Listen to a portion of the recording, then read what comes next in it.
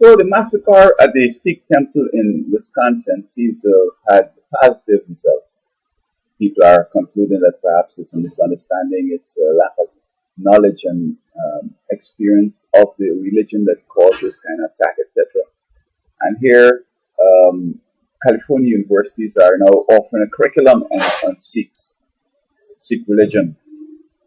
And mind you, I have utmost respect for Sikhs. The Prime Minister of India is a Sikh.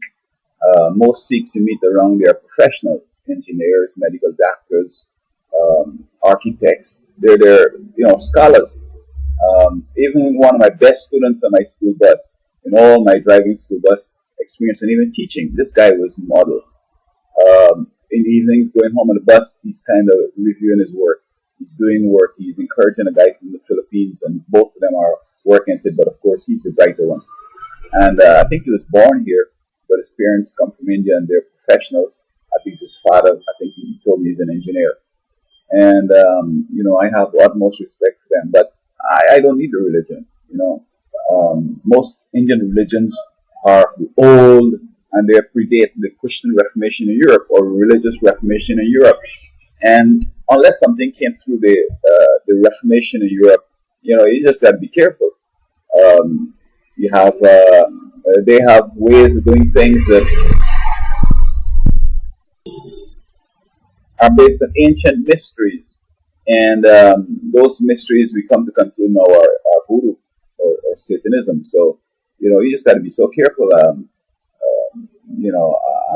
India's a place that with American education being dumbed down and people attacking the religion, for being terrorists and all that and so forth, it's given an opportunity and a soft spot in our hearts to try to empathize and sympathize and get into it. But I'm going to tell you, it's dangerous. Many people don't know what they're getting into, and when they get trapped, it's going to be sad.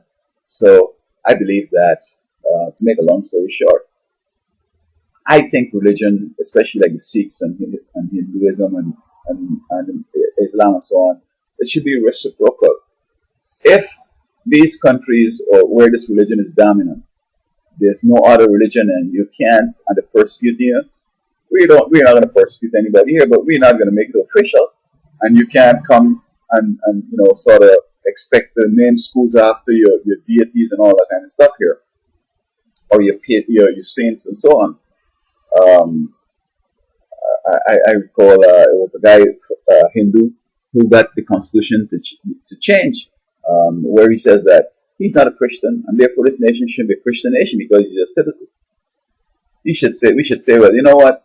We have citizens, people that were born here and are citizens of India, and you kill them if they talk Christianity and so on. So while we won't kill you here, and while you have freedom to do what you want, but we don't want to hear about it, man.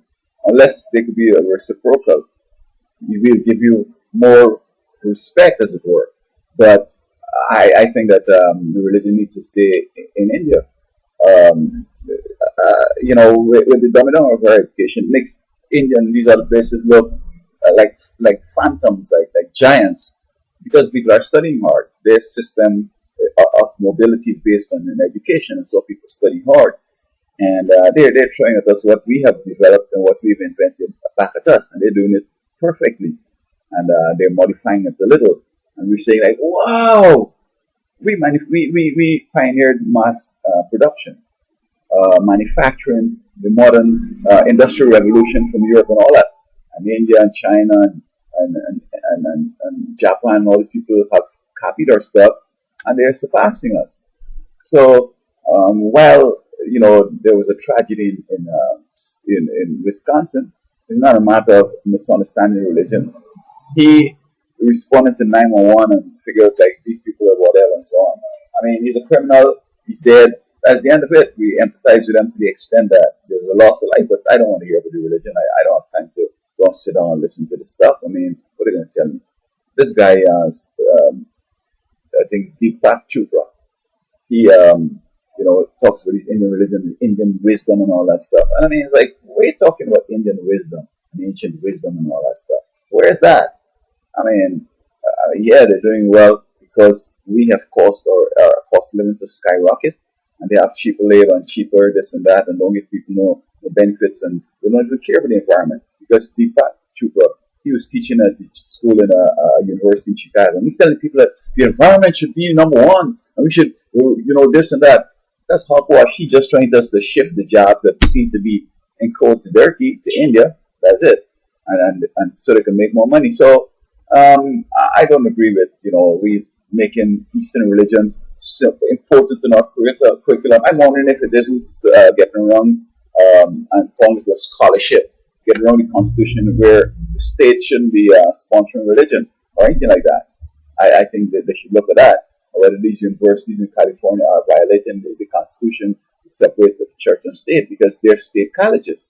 And don't get tied up with scholarship. This is not a scholarship. Okay? A lot of these people are going to join that religion and go off and mess things up.